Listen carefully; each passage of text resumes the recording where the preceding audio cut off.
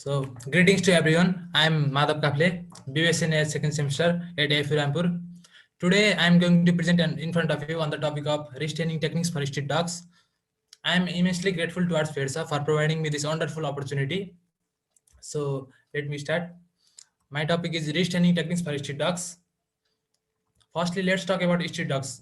Street dogs are the homeless, all by themselves, free roaming dogs.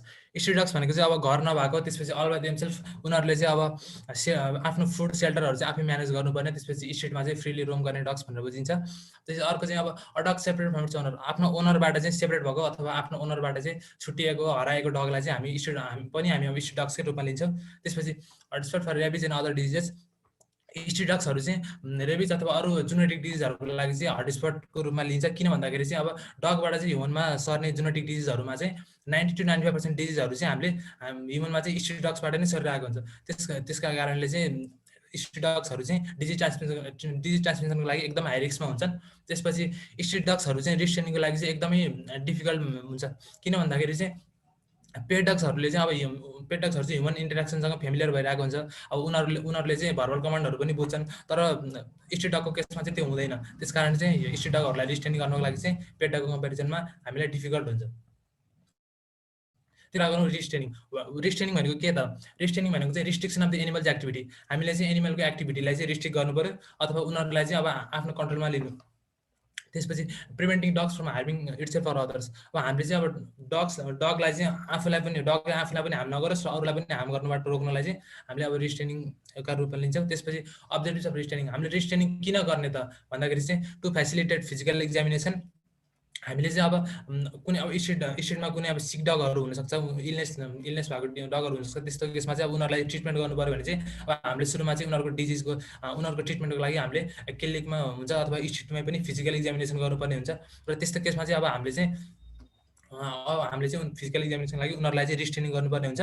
र रिस्ट्रेनिङ गरेपछि उनीहरूको डिजिजलाई चाहिँ अब हामीले ट्रिट गर्न सक्छौँ। त्यसपछि चाहिँ to apply medication to injuries. अब स्ट्रिटमा भएको डगहरू चाहिँ कुनै एक्सिडेन्टबाट हुन्छ अथवा अरू कुनै डगहरूको बाइटबाट हुनसक्छ, उनीहरूलाई चाहिँ इन्जुरी भएको हुनसक्छ। र त्यस्तो केसमा चाहिँ अब उनीहरूलाई चाहिँ अब हामीले मेडिकेसन दिनु पऱ्यो भने चाहिँ अब इन्जर्ड भएको डगहरू चाहिँ कमनली चाहिँ अब उनीहरूले चाहिँ त्यत्तिकै हाम्रो मेडिकेसन दिनलाई चाहिँ हामीसँग कोअपरेट गर्दैनन्। त्यस कारण चाहिँ अब हामीले चाहिँ उनीहरूलाई रिस्ट्रेनिङ टेक्निकबाट चाहिँ उनीहरूलाई रिस्ट्रेनिङ गरेर त्यसपछि चाहिँ उनीहरूलाई चाहिँ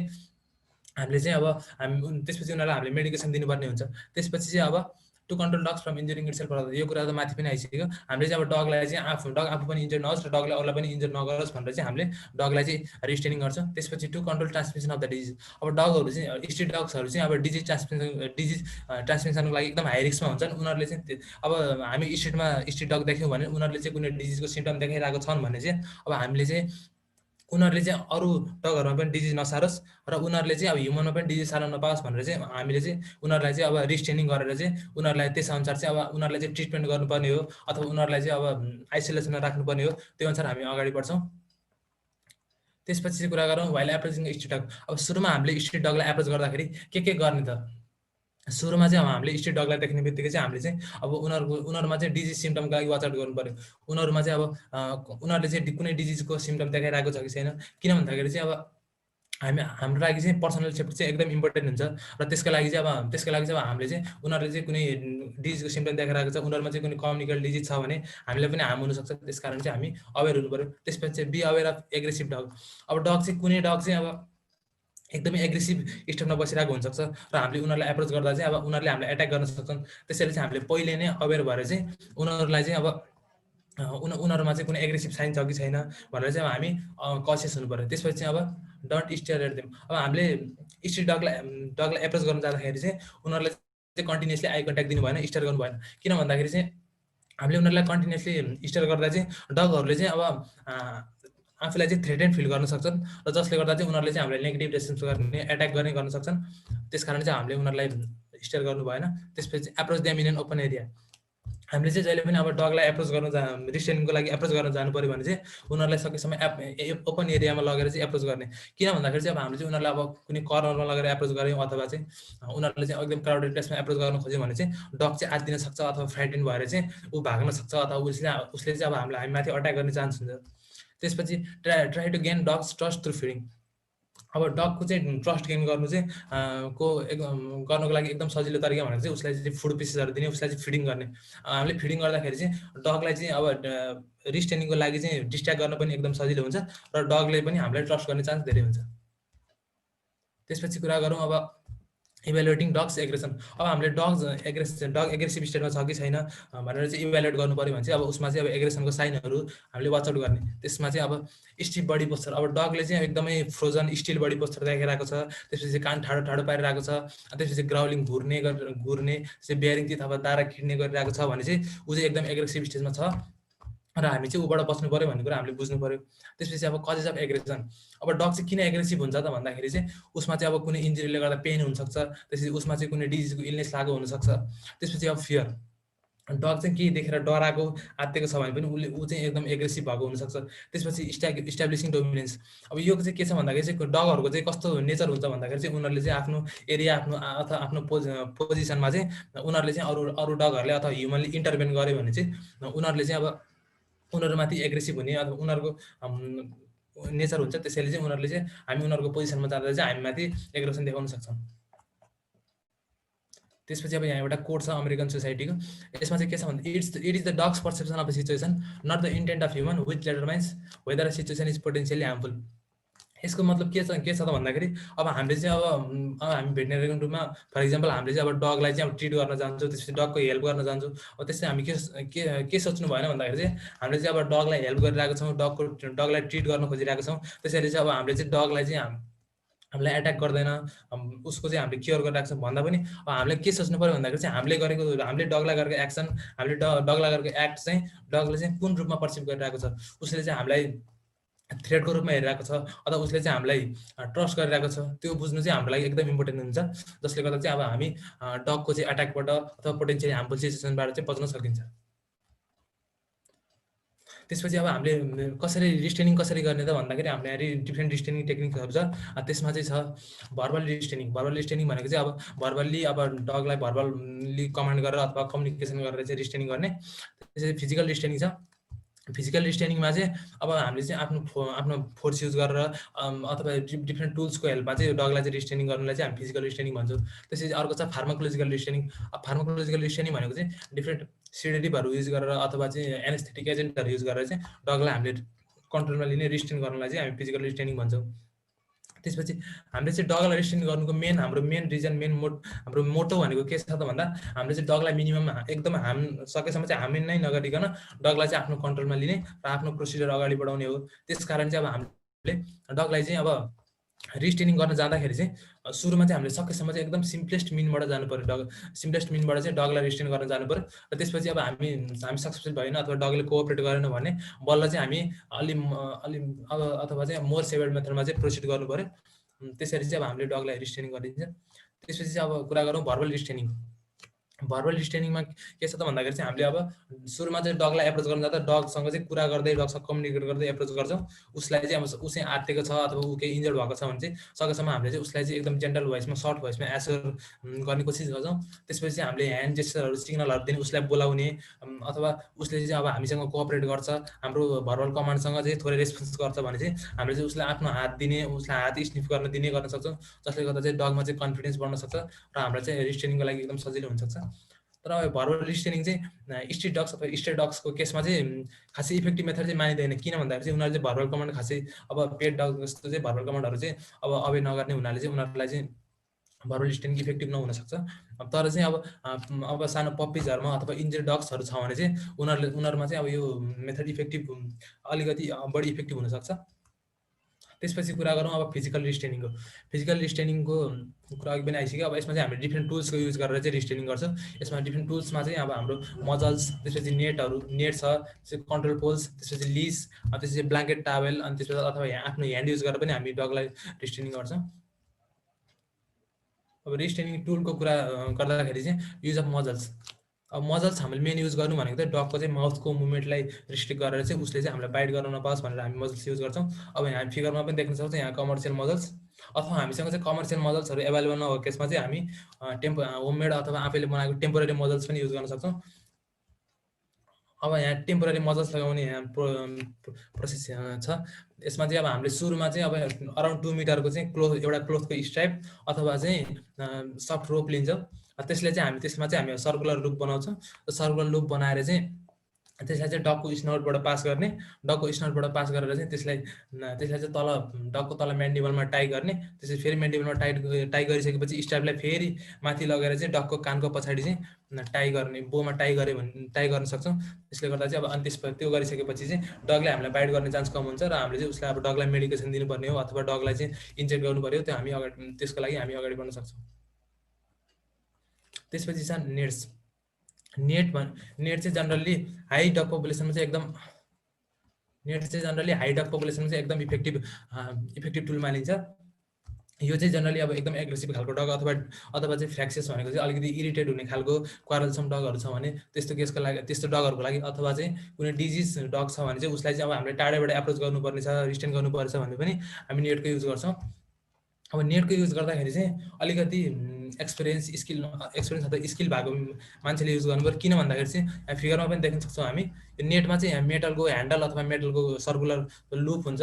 त्यो अब अलिकति इनएक्सपिरियन्स मान्छेले युज गर्दाखेरि के हुन्छ भन्दाखेरि डगलाई यसरी फाल्दाखेरि चाहिँ डगको चाहिँ अब त्यो मेटलको ह्यान्डल अथवा मेटलको लुपले चाहिँ डगलाई लाग्न सक्छ, जसले गर्दा चाहिँ डगलाई हार्म हुनसक्छ।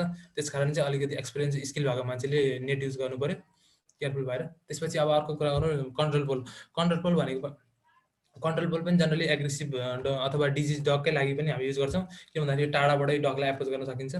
यसमा चाहिँ के हुन्छ भन्दाखेरि चाहिँ एउटा सर्कुलर स्ट्रिङ हुन्छ, त्यो चाहिँ अब एउटा पोल अथवा स्टिकसँग चाहिँ पोल अथवा स्टिक भनौँ त्यसमा चाहिँ एट्याच भएको हुन्छ। त्यो जब हामीले डगको माउथबाट छिराएर डगको चाहिँ नेकमा अड्काउँछौँ र त्यसपछि त्यो स्ट्रिङ तानेर चाहिँ अब त्यो लुपलाई चाहिँ हामी टाइट गर्न सक्छौँ। अब यो कन्ट्रोल पोल युज गर्दा पनि हामी एकदमै अवेर हुनु पर्यो। किन भन्दाखेरि चाहिँ अब अलिकति इनएप्रोप्रिएट युज गर्दाखेरि के हुनसक्छ भन्दाखेरि अब हामीले स्ट्रिङ तान्दाखेरि अलिकति लुज भयो भने चाहिँ स्ट्रिङ त्यहाँ लुप लुज भयो भने चाहिँ त्यो चाहिँ अब डग त्यो धोलो हुनसक्छ र डग चाहिँ त्यो फुस्केर भाग्न सक्छ। त्यसपछि अथवा अझ हामीलाई टोकेर इन्जुरी हुनसक्छ। अनि त्यसपछि अझ अलिकति धेरै टाइट गरियो भने चाहिँ त्यो डगको चाहिँ नेकमा इन्जुरी हुने चान्स हुन्छ। त्यस कारण चाहिँ एकदम एप्रोप्रिएट युज गर्नु पर्यो। यो कन्ट्रोल पोललाई हामी रेबिस पोल पनि भन्छौँ। त्यसपछि अब कुरा गरौँ लिसको। लिस चाहिँ जनरली अब पेट डगहरूमा पनि युज भएको देखिरहेको हुन्छौँ हामीले, बेल्ट टाइपको। अब यो चाहिँ अब कमनली अब डगलाई हामी स्ट्रिट डगलाई पनि ह्यान्डल गर्ने युज गर्छौँ। यो चाहिँ अब लिसको लिड चाहिँ हामी डगको घाँटीमा बाँध्छौँ र एउटा स्ट्र्याप चाहिँ अब हामीले हातमा लिएर चाहिँ यसलाई डगलाई कन्ट्रोल गर्छौँ। त्यसपछि अब कुरा गरौँ टावेल अथवा ब्ल्याङ्केट। टावेल ब्ल्याङ्केट चाहिँ कस्तो केसमा इफेक्टिभ हुनसक्छ भन्दाखेरि हामीसँग चाहिँ सधैँ अब रिस्टेनिङ टुलहरू एभाइलेबल नभएको हुनसक्छ। अब त्यस्तो केसमा चाहिँ हामी के गर्छौँ भन्दाखेरि अथवा हामीसँग एभाइलेबल भएको टावेल अथवा ब्ल्याङ्केट लिएर चाहिँ अब कुनै एग्रेसिभ डग छ भने चाहिँ त्यसलाई चाहिँ त्यसको बडी हेडलाई टावेल अथवा ब्ल्याङ्केटले छोपिदिने, जसले गर्दा चाहिँ उसको एग्रेसन डिक्रिज हुन्छ र त्यसपछि चाहिँ फर्दर हामीलाई रिस्टेनिङ गर्नको लागि एकदम इजी हुन्छ। नेक्स्ट छ ह्यान्डलिङ अ डिजिज डग। अब हामीले चाहिँ अब स्टेटमा चाहिँ कुनै डिजिज सिम्टम भएको देख्यौँ भने के गर्ने त, कसरी ह्यान्डलिङ गर्ने त भन्दाखेरि सुरुमा चाहिँ हामीले कस्तो टाइपको डिजिज लाग्यो, कुन कन्डिसनको डिजिज लाग्यो, कम्युनिकेबल डिजिज लागेको छ अथवा नन कम्युनिकेबल डिजिज लागेको छ, कतिको डिप इन्जुरी छ अथवा केही छ भने चाहिँ कतिको डिप छ भनेर चेक गर्नु पर्यो। त्यसपछि चाहिँ अब त्यही अनुसार हामी प्रोसिड गर्न सक्छौँ बल्ल। त्यसपछि अब do not approach the dog directly. हामीले चाहिँ जहिले डगलाई रिस्ट्रेन गर्दाखेरि चाहिँ हामीले डगलाई डाइरेक्टली एप्रोच गर्नु भएन। किन भन्दाखेरि चाहिँ डग चाहिँ कुनै एकदम एग्रेसिभ भएर बसेको हुनसक्छ अथवा कुनै डिजिज कम्युनिकेबल डिजिज हुनसक्छ, त्यो हामीमा सर्न सक्छ। त्यसैले चाहिँ अब हामी पर्सनल सेफ्टी एकदम इम्पोर्टेन्ट हुन्छ। त्यसपछि अब डगलाई यदि हामीले एप्रोच गर्नु नै पर्यो, एकदम इम्पोर्टेन्ट भयो भने चाहिँ हामीले चाहिँ एकदम प्रोटेक्सन लगाएर चाहिँ मास्क अथवा ग्लोभ्सहरू लगाएर अरू प्रोटेक्टिभ इक्विपमेन्टहरू लगाएर चाहिँ हामीले डगलाई एप्रोच गर्नु पर्यो। त्यसपछि अब डिजिज डगलाई ह्यान्डलिङ गर्दाखेरि चाहिँ अरू टुल्सहरू भन्दा पनि नेट अथवा कन्ट्रोल पोलहरू युज गर्दा चाहिँ एकदम इफेक्टिभ मानिन्छ। किन भन्दाखेरि चाहिँ नेट अथवा कन्ट्रोल पोलले चाहिँ डगलाई चाहिँ अब टाढैबाट एप्रोच गर्न मिल्यो, टाढैबाट हामीले रिस्ट्रेनिङ गर्न सक्छौँ डगको नजिक नगइकन। त्यसले गर्दा चाहिँ हामीलाई डिजिज डगलाई ह्यान्डलिङ गर्न इजी हुन्छ। त्यसपछि अब कुनै केसमा जस्तो मानव रेबिजको केसमा चाहिँ कस्तो हुन्छ भन्दा कुनै केसमा चाहिँ एकदमै डग चाहिँ एक्सट्रिमली एग्रेसिभ हुने, त्यसपछि हामीले अब नेट लिङ्क गर्दा पनि डग चाहिँ अब डगको एग्रेसनमा कन्ट्रोल नआउने भयो भने चाहिँ त्यस्तो केसमा चाहिँ हामीले अब डगलाई चाहिँ नेटिङ गरेर चाहिँ त्यसलाई चाहिँ अब सिडेटिभहरू दिए पनि अब हामीले रिस्ट्रेनिङ गर्नुपर्ने हुन्छ। त्यसपछि अब फार्माकोलोजिकल रिस्ट्रेनिङ भनेको त अब सिडेटिभहरू अथवा एनेस्थेटिक एजेन्टहरू दिएर चाहिँ रिस्ट्रेनिङ गर्ने टेक्निक हो। यो चाहिँ अब एकदमै एक्सट्रिमली एग्रेसिभ डगहरूको केसमा युज हुन्छ। त्यसपछि चाहिँ अब हामीले चाहिँ डगलाई चाहिँ केही सर्जिकल प्रोसिडियरबाट ट्रिटमेन्ट गर्नु छ भने पनि हामीले चाहिँ अब फार्माकोलोजिकल रिस्ट्रेनिङ अथवा कुनै एनेस्थेटिक एजेन्ट दिएर चाहिँ डगको सर्जिकल प्रोसिडियरलाई अगाडि बढाउँछौँ। त्यसपछि अब जनरली युज हुने भनेको फार्माकोलोजिकल एजेन्टहरू भनेको चाहिँ जाइलाजिन भयो, त्यसपछि बेन्जोडाइजेपाम भयो, त्यसपछि किटामाइन भयो, किटामाइन एसेक्ट्रा युज हुन्छ। त्यसपछि अब हामीले चाहिँ अब एकदम कन्सिडर गर्नुपर्ने कुराहरू डगको रिस्ट्रेनिङ गर्दाखेरि कन्सिडर गर्ने कुराहरू भनेको चाहिँ don't expect an injured dog to behave normally. अब पहिला सुरु चाहिँ एकदम नर्मली बिहेभ गरिरहेको डग थियो, त्यसपछि चाहिँ अब त्यो डग इन्जर्ड भएको छ भने चाहिँ अब हामीले चाहिँ त्यो डगले चाहिँ पहिलाको जस्तो नर्मली बिहेभ गर्छ भनेर चाहिँ सोच्नु हुँदैन। किन भन्दाखेरि चाहिँ अब इन्जर्ड भएपछि डगमा चाहिँ एकदम एग्रेसन आउन सक्छ अथवा डगले चाहिँ एकदम अनयुजुअल बिहेभियर देखाउन सक्छ। त्यस कारण चाहिँ त्यस्तो केसमा चाहिँ हामी एकदम कसियस हुनु पऱ्यो। त्यसपछि चाहिँ अब ह्याभिङ एन एसिस्टेन्ट, अब हामीले चाहिँ रिस्ट्रेनिङ गर्दा जाँदाखेरि चाहिँ हामीसँग चाहिँ एउटा एसिस्टेन्ट भयो भने चाहिँ एकदमै हेल्पफुल हुन्छ। किन भन्दाखेरि चाहिँ हामीले रिस्ट्रेनिङ गर्दाखेरि अब कहिले चाहिँ अब एकदम एग्रेसिभ डगको रिस्ट्रेनिङ गर्नु पऱ्यो, कहिले चाहिँ अब लार्ज साइजको डगहरू चाहिँ अब रिस्ट्रेनिङ गर्नुपर्छ, कहिले चाहिँ अब नेटिङ गरेर त्यसलाई चाहिँ अब सिडेटिभ दिनुपर्ने केस आउनसक्छ। त्यस कारण चाहिँ अब एसिस्टेन्ट चाहिँ एउटा भयो भने चाहिँ एकदमै सजिलो हुन्छ। त्यसपछि चाहिँ always keep a backup restraint plan. हामीले चाहिँ अब जहिले पनि एउटा मात्रै रिस्ट्रेन्ट प्लान लगेर एउटा मात्रै टुल लगेर चाहिँ रिस्ट्रेन्ट गर्न जानु भएन। किन भन्दाखेरि चाहिँ इन केस अब त्यो हाम्रो रिस्ट्रेन्ट टेक्निक चाहिँ फेल भयो भने चाहिँ त्यसपछि अब हाम्रो रिस्ट्रेनिङ पुरै प्रोसेस नै अनसक्सेसफुल हुनसक्छ। त्यसको लागि चाहिँ अब हामी पहिलेदेखि वेल प्रिपेयर भएर ब्याकअप प्लान राखेर रिस्ट्रेनिङ गर्न जानु पऱ्यो। त्यसपछि ask your veterinarian or skill technician. अब हामीसँग चाहिँ रिस्ट्रेनिङको चाहिँ प्रोपर नलेज छैन भने चाहिँ हामीले रिस्ट्रेनिङ गर्न क्यारी आउट गर्न जानु भएन। किन भन्दाखेरि अब त्यसले चाहिँ अब हामी आफैलाई अथवा डगलाई चाहिँ इन्जुरी आउने चान्स बढी हुन्छ। त्यस कारण चाहिँ सुरुमा चाहिँ भेटेरियन अथवा स्किल टेक्निसियनसँग चाहिँ टेक्निकहरू सिकेर त्यसपछि बल्ल अब त्यो सिकेपछि बल्ल आफूले रिस्ट्रेनिङ टेक्निकहरू चाहिँ डगमा चाहिँ क्यारी आउट गर्नु पऱ्यो। त्यसपछि छ स्पेसल ह्यान्डलिङ कन्सिडरेसन्स।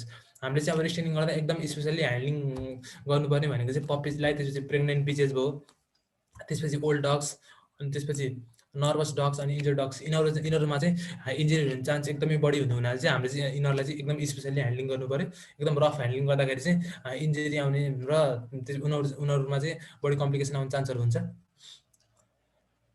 सो मेरो स्लाइड चाहिँ यति नै थियो। अब मैले रेफरेन्स लिएको वेबसाइटहरू छ, यसमा चाहिँ अब mstvetmanual.com, त्यसपछि manual of clinical procedures in dog, wikihow.com, bin.com, slideshare.net, त्यसपछि विकिपेडिया, penfoster.edu, अनि मैले इमेजहरू रेफरेन्स लिएको चाहिँ pinterest.com बाट, त्यसपछि shutterstuff.com बाट, petcube.com बाट।